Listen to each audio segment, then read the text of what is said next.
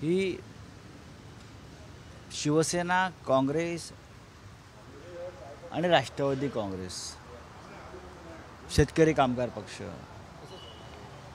इतर या महाराष्ट्रातले काही पक्ष आहेत, अशा पद्धतीने ती एक महाविकास आघाडी बनली आणि आम्ही गेले 3 वर्षापेक्षा जास्त काळ एकत्र व्यवस्थित काम करतो आहोत. माननीय बाळासाहेब आंबेडकर, वंचित बहुजन विकास आघाडीचे प्रमुख नेते यांचं जे म्हणणं आहे की आम्हाला महाविकास आघाडीमध्ये बोलवलं जात नाही. प्रकाश आंबेडकर हे मोठे नेते आहेत, वंचितांचे नेते आहेत, त्यांचा सन्मान आम्ही सगळेच राखतो, कारण ते बाबासाहेब आंबेडकरांचे नातू आहेत. जसे उद्धव ठाकरे प्रबोधनकार ठाकरेंचे नातू आहेत, बाळासाहेब ठाकरेंचे चिरंजीव आहेत आणि पक्षाचे प्रमुख आहेत. शिवसेना आणि वंचित बहुजन आघाडी म्हणजे माननीय बाळासाहेब आंबेडकर यांची अधिकृतपणे युती झालेली आहे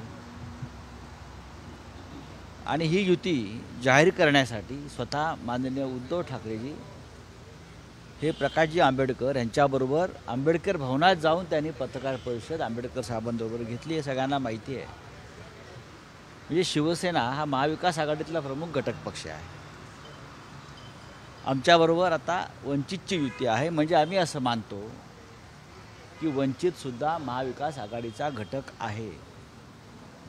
दुसरं असं की या लोकसभेच्या दृष्टीनं जी चर्चा सुरू आहे ती अत्यंत सन्मानानं माननीय प्रकाश आंबेडकर आणि त्यांचे सहकारी यांच्याबाबत अत्यंत सविस्तर चर्चा आतापर्यंत किमान 6 ते 7 वेळा झालेली आणि ती सकारात्मक आहे. स्वतः माननीय प्रकाश आंबेडकर आणि शरद पवार साहेब बसलेले आहेत. माननीय उद्धव ठाकरे आणि प्रकाश आंबेडकर यांची चर्चा एकत्र बसून झालेली आहे. काही निर्णय झालेले आहेत आणि मला पूर्ण खात्री आहे की या महाराष्ट्रातली आंबेडकरी विचारांची जनता ही कोणत्याही परिस्थितीमध्ये डॉक्टर आंबेडकरांच्या संविधानाची नासधूस करून राज्य करणाऱ्या मोदींना पाठिंबा देणार नाही.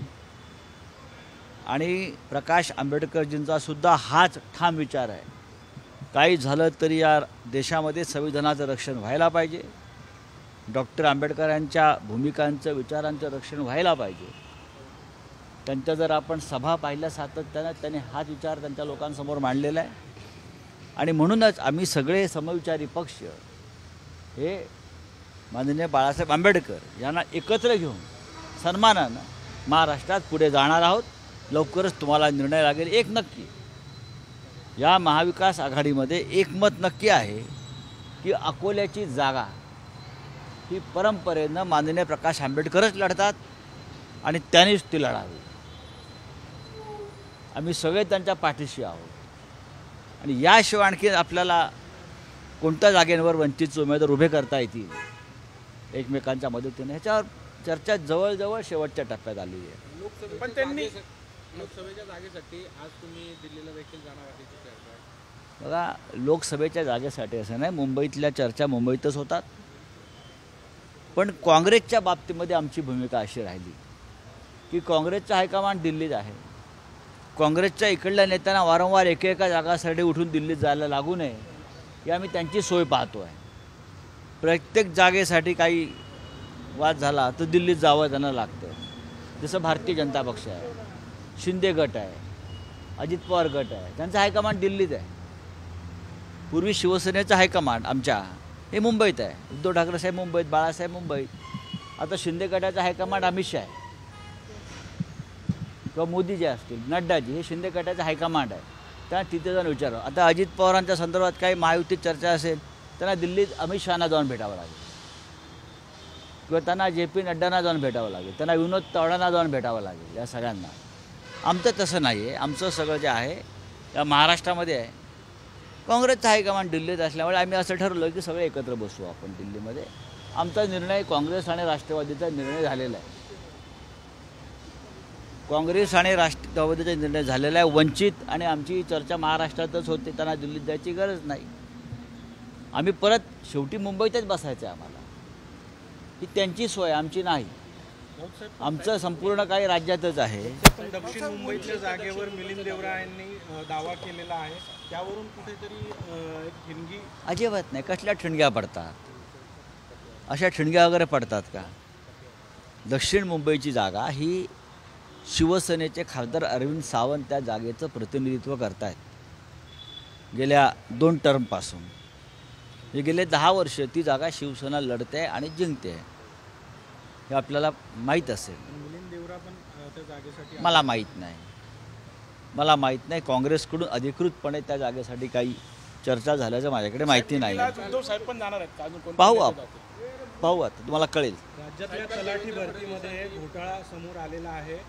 विरोधकांनी हल्लाबोल केला, मात्र फडणवीस म्हणतात की विरोधकांनी पुरावे द्यावेत, मगच ती बघा, देवेंद्र फडणवीस यांनी एकदा जो एव्हिडन्स ॲक्ट आहे तो वाचावा.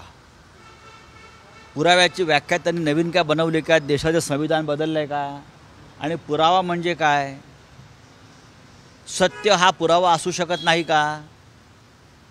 सत्य हा सगळ्यात मोठा पुरावा असतो. जर संघ परिवाराला सत्य हा पुरावा वाटत नसेल तर त्यांनी ठिकठिकाणी नवीन कब्रस्थानं खोदावीत आणि तिथे सत्य पुरावं की आम्ही सत्य मानत नाही. एवढे शेकडो तलाठी होणारी मुलं ती रस्त्यावरती उतरत आहेत, विरोधी पक्ष आवाज देतो आहे, पुरावे देतो आहे. त्यांना पुरावा म्हणजे काय हवं आहे हे समजून घ्या. हे इतके निर्लज्ज लोक आहे सरकारचे, हे पुरावे मागत आहेत. अशा गोष्टीमध्ये त्यांना काय पुरावे हवे आहेत? उद्या म्हणतील महाराष्ट्र निर्माण झाला, हा पुरावा द्या. तुम्ही मराठी आहात, हा पुरावा द्या. अख्खा महाराष्ट्र लुटला जातो आहे, गुजरातला जातो आहे, पुरावा द्या. अरे डोळ्यासमोर तुमच्या लुटला जातो आहे, तुमच्या डोळ्यात क्या खाचा झाल्यात डोळ्याच्या. सायकल देवेंद्र फडणवीस भाषणात असं म्हटले की 2019ला कट्टर पाठीत घुसली असा प्रयोग झाला. देवेंद्र फडणवीसांनी काल भाषणात उल्लेख केला. करू द्या. त्यांना आता आयुष्यामध्ये 2024 नंतर नाटकं, एकांकिका हेच करायचं आहे. दुसरं काम काय त्यांना? कांद्याच्या संदर्भामध्ये एक निकाल शक्यता आहे. येत्या 2-3 दिवसात अपात्रतेवर निकाल येण्याची शक्यता आहे. आणि तो शिंदे गटाच्या बाजूने लागेल अशा पद्धतीचं सुतोवाच खरं तर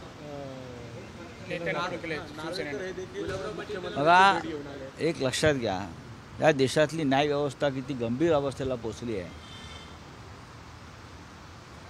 नार्वेकर जे आहेत ते अचानक आजारी पडले, आता ते अचानक बरे झाले. बरे झाल्यावर ते ताबडतोब जाऊन मुख्यमंत्र्यांना भेटले. म्हणजे न्यायालयाच्या न्यायमूर्तींना ज्यांना आपण ट्रिब्युनल म्हणतो, ज्याने न्याय द्यायचा आहे तो आरोपीच्या घरी जाऊन भेटला बंद दाराआड. ही आपली न्यायव्यवस्था. म्हणून डॉक्टर आंबेडकरांचं संविधान धोक्यात आहे असं आम्ही म्हणतो की न्यायमूर्ती ज्याच्यावर न्याय करण्याची जबाबदारी सर्वोच्च न्यायालयानं सोपवलेली आहे, तो न्यायमूर्ती उठतो, गाडीत बसतो आणि आरोपीच्या घरी जातो आणि आरोपीबरोबर चहापान करतो आणि हसत बाहेर पडतो. ही या देशाची अवस्था आहे. रत्नागिरी सिंधुदुर्गाच्या जागेवरून महायुतीमध्ये खरं तर वाद सुरू आहे. आज एकनाथ शिंदे जात आहेत तिथे, कुठेतरी आपल्या उमेदवाराला दिलासा मिळू शकेल? मला असं वाटतं शिंदे गटाने महाराष्ट्रातल्या 48 जागा लढायला पाहिजेत आणि अजित पवारांच्या गटानेही तितक्या जागा लढल्या पाहिजेत स्वतंत्रपणे. म्हणजे आपण कुठे आहोत हे त्यांना कळेल, जनता कोणाबरोबर आहे. हां, समजून घ्यावं त्याने. साहेब, 12 जानेवारीला नरेंद्र मोदी नाशिक दौऱ्यावरती आहेत. काय मोदींकडून अपेक्षा आहेत? काय नाशिककरांनी अपेक्षा व्यक्त कराव्या. नरेंद्र मोदी देशाचे प्रधानमंत्री आहेत आणि त्यांनी देशाच्या प्रधानमंत्र्यासारखं वागावं, एवढंच आमची अपेक्षा आहे. साहेब, कांद्याच्या संदर्भामध्ये अनेक मुलांचे लग्न रखडलेले आहे. कांद्याच्या निर्यात बंदीमुळे अनेक मुलांचे लग्न रखडलेले आहे. शेतकऱ्यांचं मोठं नुकसान झालं. प्रधानमंत्री मोदी येत आहेत 12 तारखेला. आपण जे म्हटलं, प्रधानमंत्री मोदी 12 तारखेला नाशिकला येत आहेत. सगळ्यात मोठा कांद्याचा प्रश्न याच भागामध्ये आहे, उत्तर महाराष्ट्रात. माझी अशी अपेक्षा आहे की जे अश्रू आहेत शेतकऱ्यांचे आणि हा जो प्रश्न आहे घराघरातला सामाजिक, हा मोदींपर्यंत भारतीय जनता पक्षाचे जे लोक आहेत त्यांनी पोचवावा आणि मोदीने त्याचा निर्णय घ्यावा. साहेब, मनोज जरांगे पाटलांनी अजित पवारांवर निशाणा साधलेला आहे. काल ज्या पद्धतीने अजित पवार यांनी जरांगेंना इशारा दिलेला होता कायदा आणि सुव्यवस्थेच्या प्रश्नासंदर्भात, त्यानंतर भुजबळांचा चेहरा पुढे आणण्यामागे अजित पवारांचाच हात असल्याचं जरांगेंचं म्हणणं आहे. मला असं वाटतं की जरांगे आणि अजित पवार यांच्यातला जो एक संघर्ष चालू आहे त्याच्यामध्ये जरांगे उत्तरं देण्यास आणि आपली बाजू भक्कमपणे मांडण्यास समर्थ आहेत. साहेब, आताच्या मुख्यमंत्र्यांना मानेच्या पट्ट्याची गरज नाही असं देवेंद्र फडणवीसांनी अप्रत्यक्षरित्या. बरोबर आहे. त्यांच्या गळ्यात जो दिल्लीचा पट्टा बांधलेला आहे सध्या, मानेचा पट्टा हा एक आजार असतो. असे आजार अनेकांना होत असतात. अमित शहाही आजारी असतात, मोदी आजारी पडू शकतात.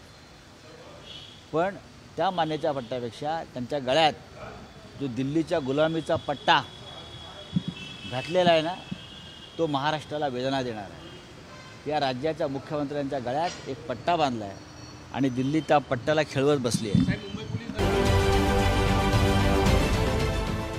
देश विदेशातील प्रत्येक घडामोडींचे लाईव्ह अपडेट मिळवण्यासाठी आता साम टीव्हीच्या सर्व सोशल मीडिया प्लॅटफॉर्मला लाईक, फॉलो आणि सबस्क्राईब करा. तसंच सर्व नोटिफिकेशनसाठी बेल आयकॉन प्रेस करायला विसरू नका.